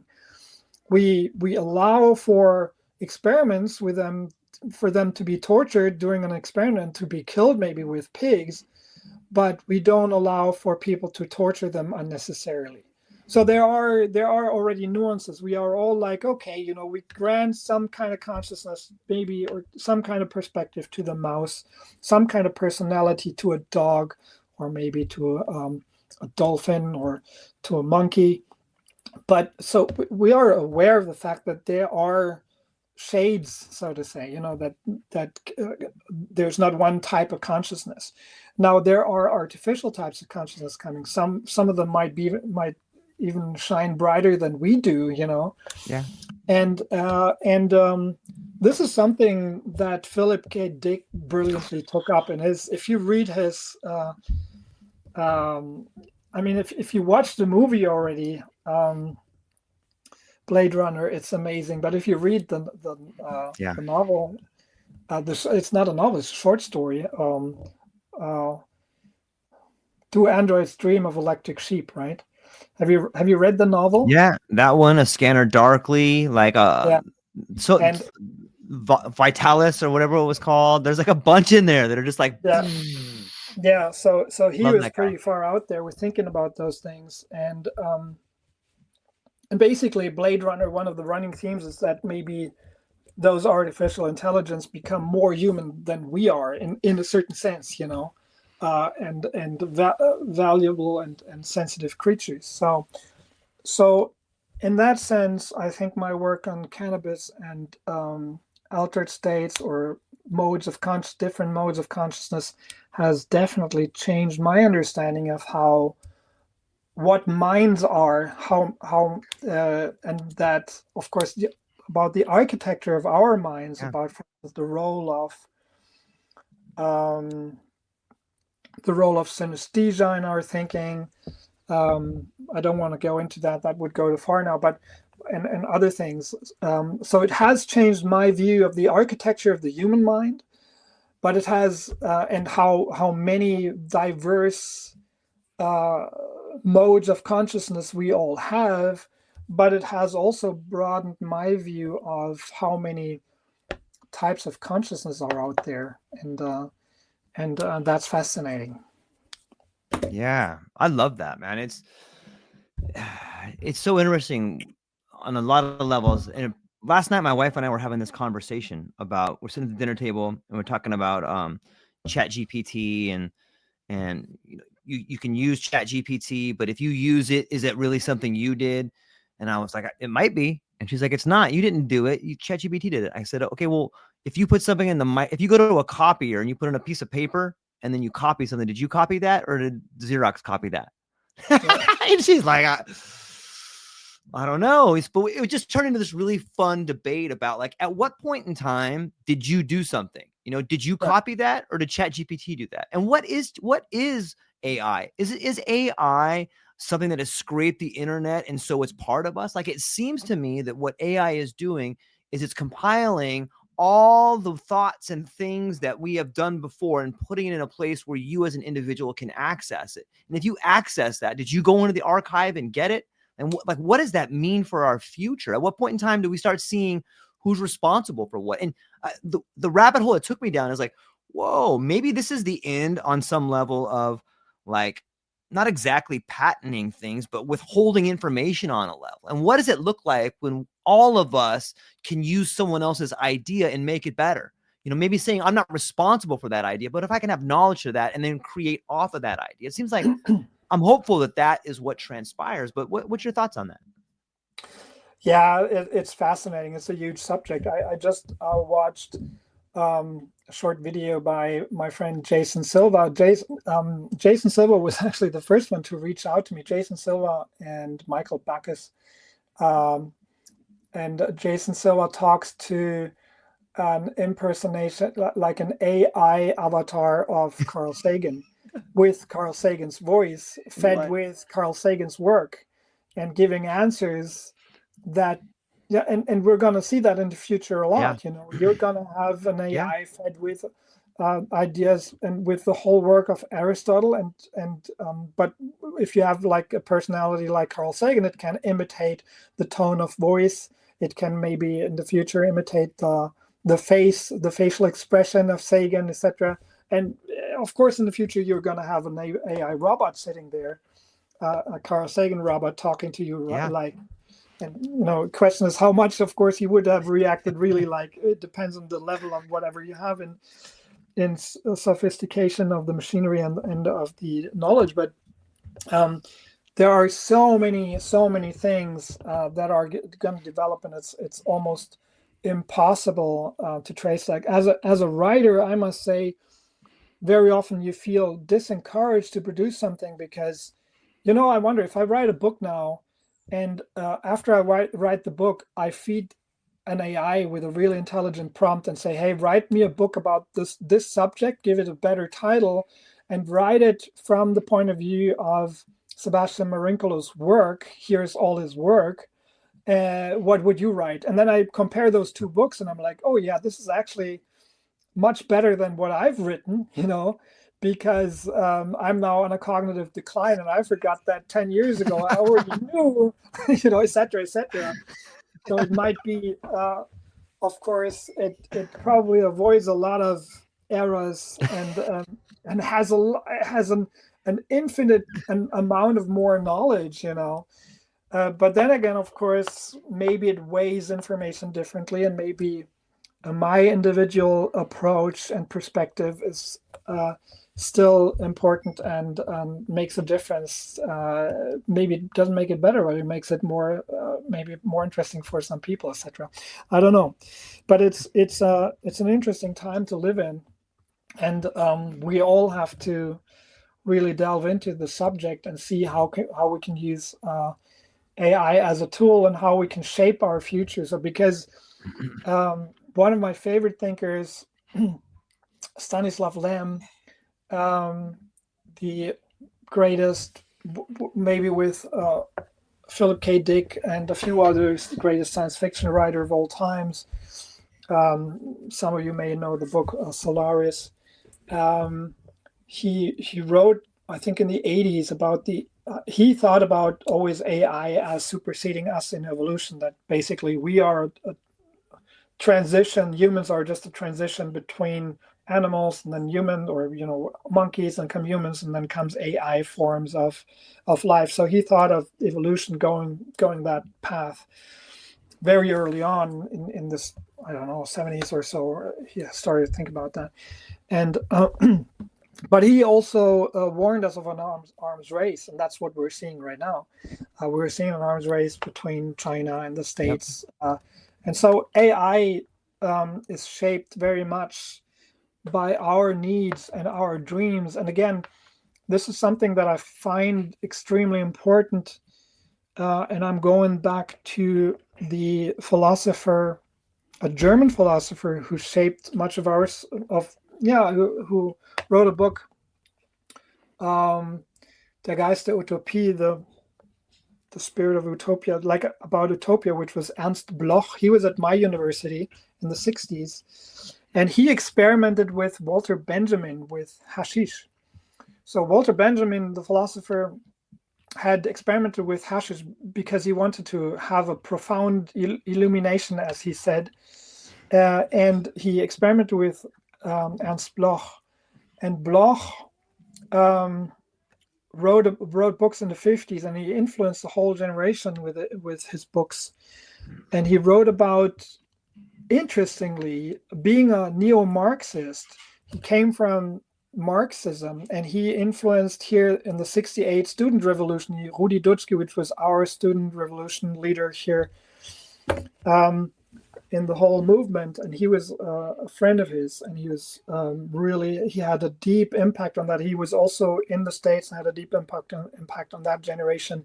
But interestingly, as a neo-Marxist or a Marxist, you think that your environment shapes your thinking and who you are and how you're going to act in the world, So that's basically the Marxist thinking, is that your environment has a lot of influence on what your upbringing is and what you're going to think and do in the world. But Ernst Bloch thought what is really shaping humans as well, and importantly, is their ability to think of a utopian state, to think towards the future, to come up with ideas of what they want to live towards, what they want to, how they want society to look, how they want themselves, where they want to be. So they're living towards a goal, and their imagination helps them. And under the impression of, in the 1928, in the Roaring Twenties in Berlin, under the impression of experimenting with hashish with Walter Benjamin, he said, and he wrote in his book, and I quoted that in one of my essays, he wrote that he thinks that hashish is interestingly better for this, like getting clear about your utopia and helping you in that, because you are still yourself when you are in a high, and it's not like with he's comparing it to opiates and opioids, or opium actually, and he says it's like a daydreaming, and that helps you to come to a positive utopia and to live towards that. And so he and Benjamin, they saw the individual enhancement potential of a substance like cannabis, and he also saw what it could do on a level of our society, that it could have a deep impact. And we saw that kind of dreaming. We saw what happened in the 60s how people started dreaming about a different future, how they deconditioned themselves from, Yeah. and that goes back to the question we had before, deconditioned them from old narratives, old habits, and started to think about new ways of living, and completely they imagined new societal structures, new structures of families, etc., of living together. And I think we have more knowledge now than in the 60s about how to use those substances. And so I think with what's coming up, it's a huge shock for all of us. But we are a really connected world now, and ideas can matter incredibly in a short amount of time. So we need resilience, we need resistance from the psychedelic and community. And ooh, the lights are going off here. Nice. Yeah, I'll put this over there. So, and so I think we need to get back to that understanding that those psychedelics can do more than just healing, which is amazing. I mean, Yeah. the healing potential they have for anxiety disorders or depression or traumatic experiences, especially if you think about traumas. Traumas are people, victims are becoming those who act out their aggression on others, etc. So if we overcome trauma as individuals, it has a huge impact on us as individuals. But think about societies that have been traumatized by war, and then Yep. using psychedelics or cannabis or other substances to overcome that trauma, and which helps them to stop from going into a repetition of the whole story again, of inflicting pain on others. And so I think we need to use those substances now to heal, and then to really create new utopias. Because, and that brings me back to AI with the last sentence. Think about ancient Egypt, where somebody had an idea and it's like, hey, why don't we build like a building with stones, and we call it a pyramid, and then like 10,000 dead slaves later, and 112 years later, this thing comes into existence. And now, if you have an idea of that importance, you can do it in a few years. With the means of production we have, we're going to a dream society. We're going to a society that could fulfill their dreams. We're going to have robots, and they're going to have the energy from the sun. We give them a prompt, and they run and they do it. And that's coming. That's already happening, and it's going to become even more.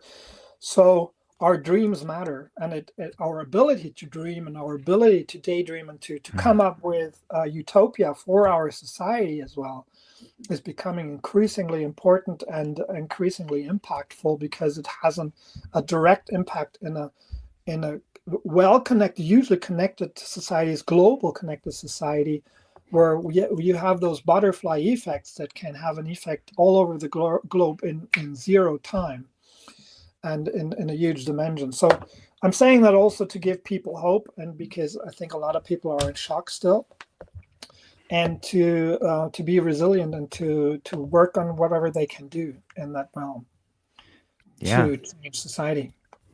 I love it, man. Just the simple sentence of our dreams matter. Like, I think if people can hold on to that and sit with that for a minute, it does take us back to the whole idea of psychedelics being a catalyst for change, and the rapidness with which change can happen right now. I feel like I'm in a privileged position where I get to talk to so many amazing people.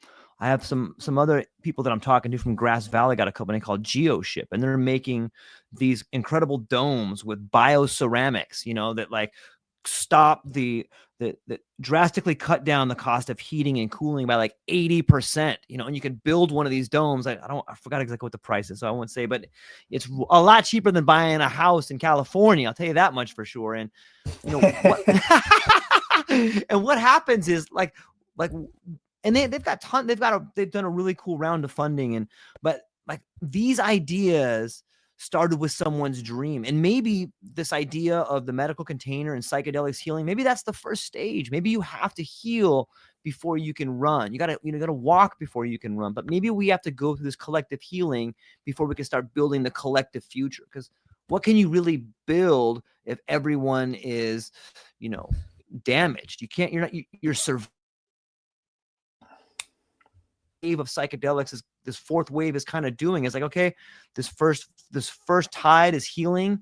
Okay, this next tide is going to come in and allow some of these people that have healed before to start moving through on their dreams. And if you just look at it from that level, like each individual that creates a better version of themselves is in actuality creating a better society, because they're fixing their relationships, they're fixing their dream. And some people are finding the courage to live that dream, and that might look like decoupling from a job that you hate, or decoupling from a relationship that is not productive for you. And like, that looks like pain, man. That looks scary, but in reality, it's healing, man.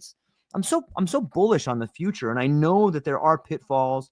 And I know that if you grow mushrooms, and sometimes it could get infected the same way as society can get infected with bad ideas. But I'm really thankful for it, man. I really see this evolution coming to fruition. And I think what you say about that dreams matter is really important. Yeah, and I'd add to what you said. I totally agree that we need that healing to be able to dream again. Yes. Because also, of course, a lot of people have negative dreams, and they're living towards. Yep. Because they have fears and they're traumatized, and so their dream is to build a wall and to disconnect people and to make them and so I agree that you need a lot of healing for more people to be able to have positive utopias and to dream. But then again, I'd say at the same time, right now already, we have some people who, and we need to work on our resilience. We need to work on connecting and keep those little fires alive. And then we have to build on dreams that even if we can't reach them right now, we have to put them out there. With you already have amazing abilities now. You just write a prompt, and your AI spits out images where people are like, okay, now I can see how that thing looks. I can see how your building or how your city could look. And I think we have to start using those people who are willing and able to put out positive utopias. They shouldn't let others call them just dreamers, and stick to their little whatever circle. But we need to go out there and inspire people with whatever we can come up with in terms of also political dreams, because we need a new structure in our society. And that is crucially important. And everything you see right now in how cannabis, psychedelics, etc. are used has to do with that. So that's why I emphasize always don't tune in and drop out. Don't stay in, turn on, tune in to substances, whatever, or meditation, whatever you need, and then inspire society, take people where they are, and try to stay in society. Don't just disconnect and retreat in your little realm, but try to change society. This is where we need to go now, because otherwise we're all going to go down soon. This is we need that for survival now. Yeah, we should change that motto to tune in, turn on, tune in, and drop in. Like infiltrate the system and take it over. Yeah, drop in. That's nice. Turn on, tune in, drop in. Drop in and inspire people. Yeah. Our friend Mark Davis is here. Yeah. Hey, Mark. Yeah, and you're right. I talked to Lisa Maximo and her AI ventures. She's great. I wish her a lot of success. She is awesome. Yeah, she's awesome. Yeah. Yeah. So, what's your dream? My dream is to not only inspire people, but to have conversations that people can turn to for inspiration. You know, and I left. I was inspired by living.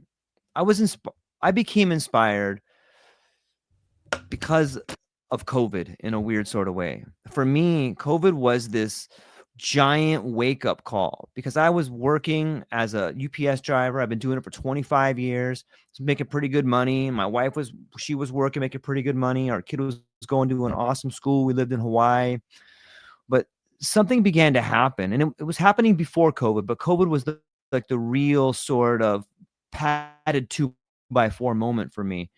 And I just began realizing everything I'm doing is not who I am or who I want to be. Like I'm working 70, 80 hours a week.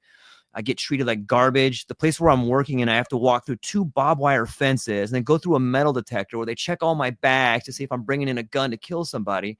You know, and it's like, what am I doing here? And then I go into the place I'm working and I realize they don't really see me as a person. They just see me as a number, and they want more production from me. And they don't care about creating a new system where everybody produces more and we all win. They just care about me doing more, you know? And like, I would have these incredible discussions about like production and what does it mean? And it just fell on deaf ears. And so I left that. Like I said, you know what? I had a conversation with my wife, and by left, I mean, I was escorted out by security. And, but yeah, Really? I couldn't do it anymore, Sebastian. I couldn't do it. How did that I play out? despised it. Yeah.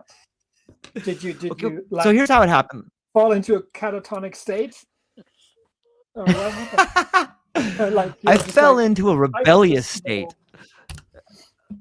Like I've been doing it for a long time, and for me, it actually happened through psychedelics because I was being a real asshole to people.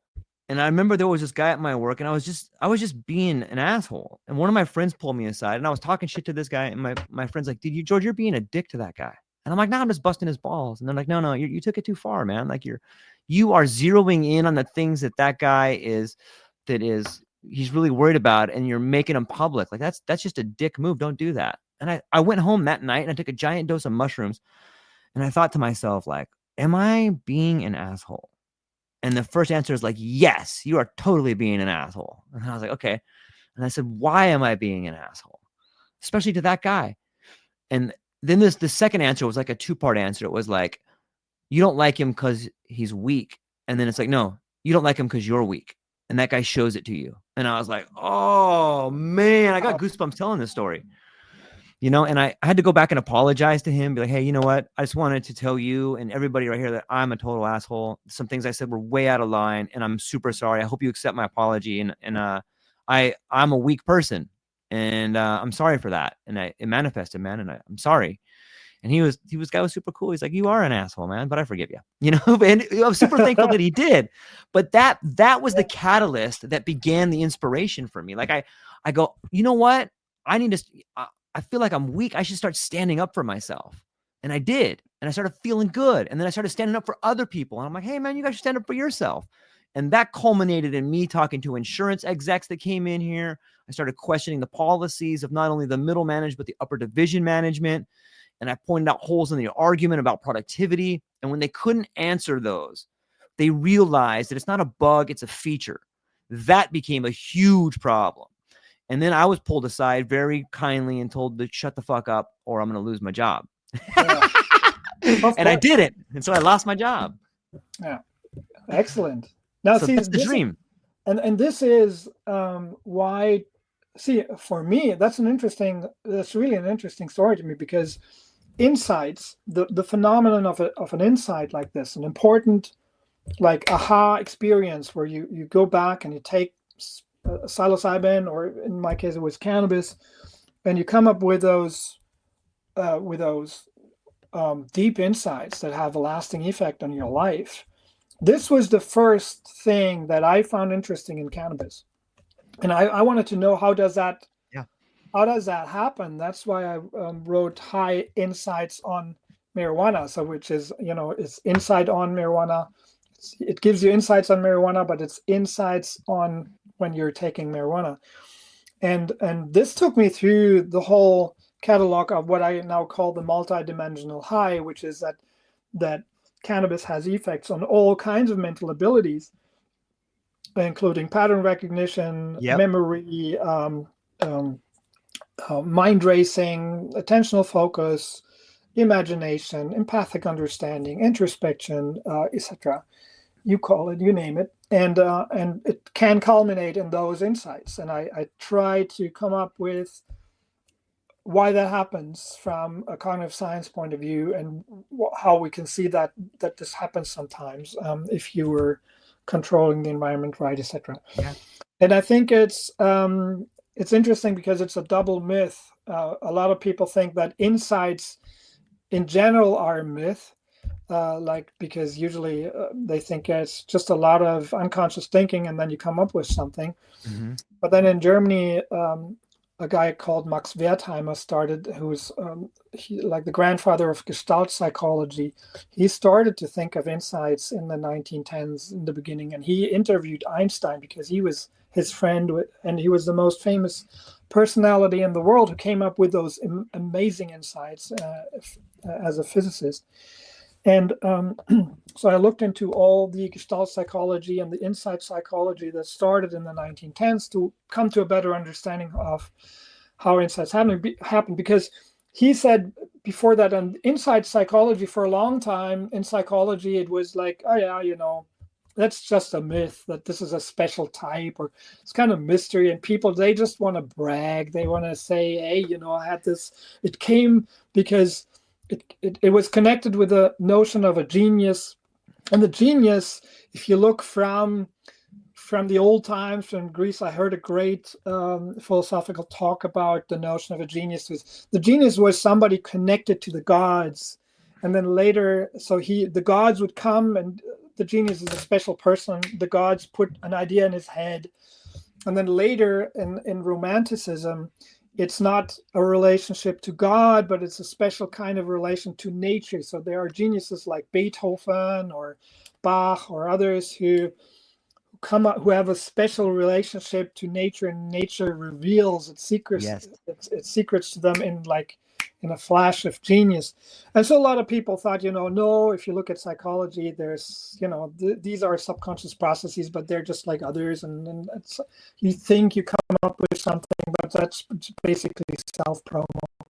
But then if you look at Gestalt psychology, there is, and from today's and in modern, like Robert Sternberg, a psychologist, took up the subject in the 80s or 90s or so with a book, with a collection of essays. So I think we pretty much know now that insights are a special thing happening in your brain. It's a special thought process, facilitated, and we know what the facilitators are to some degree. And I connected that to why insights can happen during a cannabis high, and of course during other states of altered states of consciousness or modes of consciousness.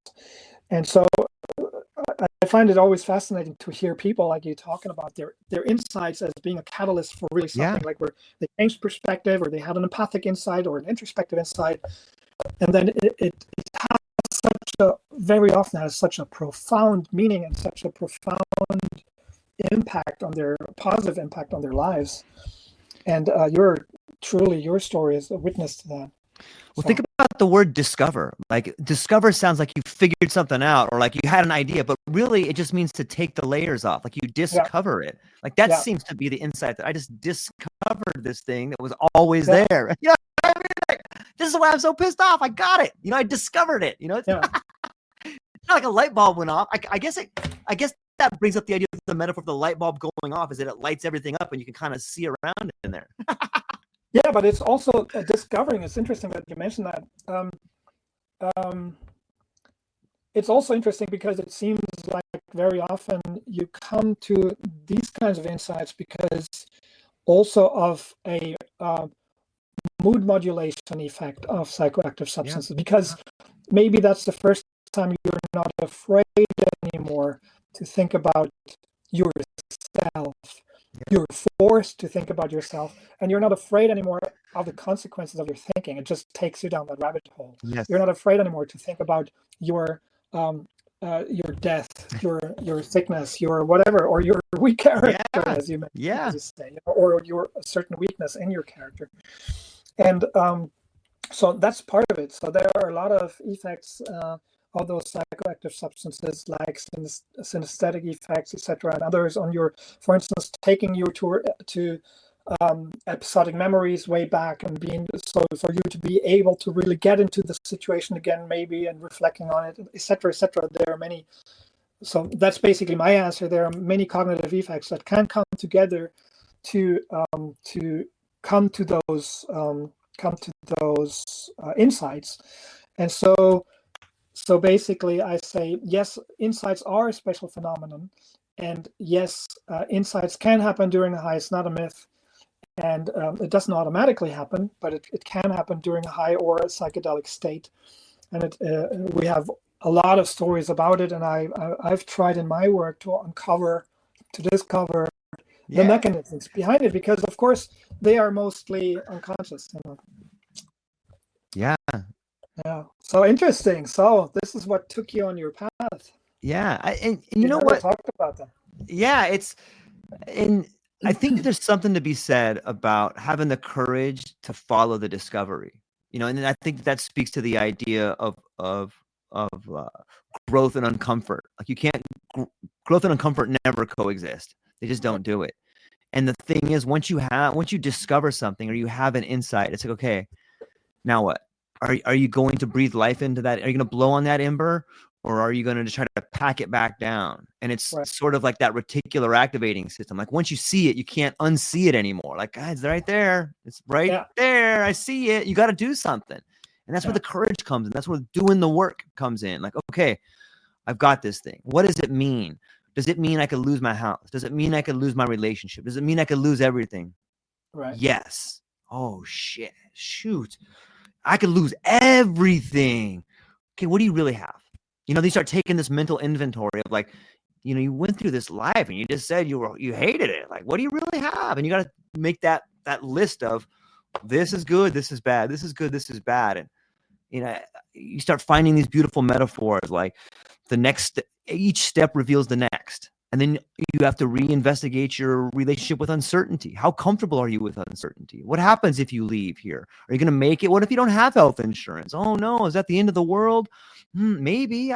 You really have to begin. You have to get rid of everything so that you can rebuild. You got to be pruned down to the very core of who you are, so that you can become the very best of who you want to be. And it's hard, man. Like, I'm still doing the work. I'm still figuring it out, but that's the inspiration, man. I read your work, I get inspired. Having this conversation is inspiring. Learning new things is inspiring. And it's this constant state of wonder I'm in now that drives me to become the best I am. Like, I'm so curious, and like I'm so thankful to have had that experience where I lost everything. I know that sounds crazy, but you hear it in near-death experiences. You hear it in deep psychedelic experiences, or the people that face traumas. It's like, I'm so glad this happened to me, which is when you get there, like, you're moving forward, man.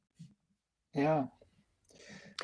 Well, I'm certainly already the best that I can be. I'm not on I hear you. It's hard to be humble when you're the best. You know what I mean? No, on the contrary, very often, I don't know if you have that too, but very often I stumble into situations or decisions I make, and I'm thinking to myself, man, given my education and everything I know and everything I've done, this is so stupid. What you're doing is like, you're acting in a way. This is ridiculous. Yes. It's and I call that this would be a subject for a whole episode. Also, empathetic black spots. There are visual, blind spots, empathetic blind spots. This is something that I could write a book about, because I think we're systematically not seeing things, for instance, in others empathically. We're kind of blocked because of our own history, because of, like you and I'm sure you were a decent person before you kind of hit on that other guy, or before you started actually get on his nerves and really try to find the weak spot in him Yeah. because you had your own weakness. But that's what I call also an empathetic blind spot. It's not like you're not a guy who wouldn't be able to empathically think and put yourself in the moccasins of others, Right. but you probably didn't see it in this situation because of something in you, because it kind of hit a nerve in you and you didn't want to see it and you kind of blocked it. So there was this black spot in your empathic field of vision, so to say, and you didn't kind of realize what you were doing. And this, I find that very interesting, the whole subject. But let's not get into that now. This is too long. Well, we'll come back. We can go deep on Carl Jung and the mirror and all of that stuff. I think that is fascinating to see ourselves and others and understand that these. We'll go far too down this rabbit hole, Sebastian. But we're coming up on 2 hours, my friend. You've been incredibly gracious with your time. I love where our conversations go, man. So much fun. Thanks for your time. It's always an amazing trip, and I hope for the listeners too. And let's talk again soon. I mean, things are unfolding rapidly in the States, and we're all same here. Yeah, and we're very close to a war that's happening. So it's like I said, interesting times, and really interesting times for the whole psychedelic movement also. Yeah, and let's see where this goes. Absolutely. Let's do a panel. I really liked when it was you, me, and Andy on there, and I really am moving towards at least getting some shows that have a more of a group feeling together. I think we can bounce different ideas. So I got a few people in mind. But before we leave today, I would love if you could tell people where they can find you, what you have coming up. If you can tell them where some of the books that you got out now, what might be the latest books you're working on, and where they can find you, what you're excited about. Yeah, for those who are still here. Yeah. Let's say I give you my last 3 books, maybe. Let's check them out. Here is Elevated is great book. Elevated is now Cannabis as a Tool for Mind Enhancement, is basically the state of the art of what I've put out on what the title says, Cannabis as a Tool for Mind Enhancement, where I talk about a lot of the enhancements that I think can come out of cannabis if you're using it correctly as a tool. Creativity, insights, introspection, empathic understanding, introspection, lovemaking, sex. I also introduce thesis about the endocannabinoid system, because I think it's crucially involved in higher cognition and in the architecture of very complex mental abilities. So this is for those who are really interested in psychology, cognitive science. It's very dense, I'd say, but it's also it's not a dissertation thesis or something, so it's easy to read still. The book that came before in 22, and this is published by, I have to say, I'm really thankful to Richard Graza for editing it from Hilaritas Press. Hilaritas Press is the publishing house of the daughter of Robert Anton Wilson. I'm really very grateful, and it was amazing to work with them. And of course, it's a blessing to be published alongside this great author. The Art of the High is Your Guide to Using Cannabis for an Outstanding Life, is a book built on my work that is a minimalist guide for all those who want to use cannabis for all those enhancements that I just mentioned. And it's really a short read. It's like you read that in a day, and it has some stories about myself, about others, anecdotes, but also gives you practical advice. It shows you how to use cannabis, talks a little bit about the terpenes, entourage effect, the indica sativa issues, etc., but then goes into how to use cannabis for creativity, etc., with just a few pages. And I think it's a really good introduction for those who want to use cannabis for inspiration, for creativity, and other enhancements. And I don't have. I'd like to talk about my new course, maybe the Mindful High. Is because I just announced it nice in German, and I'm going to give it in English. It's based on also a course that I gave for Greenflower Media in LA in 2016, but it's far advanced now, and where I put that in a master class in a workshop, and for companies or here for social clubs, I now offer a workshop for up to 40 people, where they can learn about an approach, how to use cannabis for all those enhancements that I'm talking about here on a very practical level. And it's designed to also connect people and to get feedback and to get them to talk and to get them to discuss stuff. So it's not only teaching, but it's also really a workshop where we have a meaningful exchange. And it's also meant for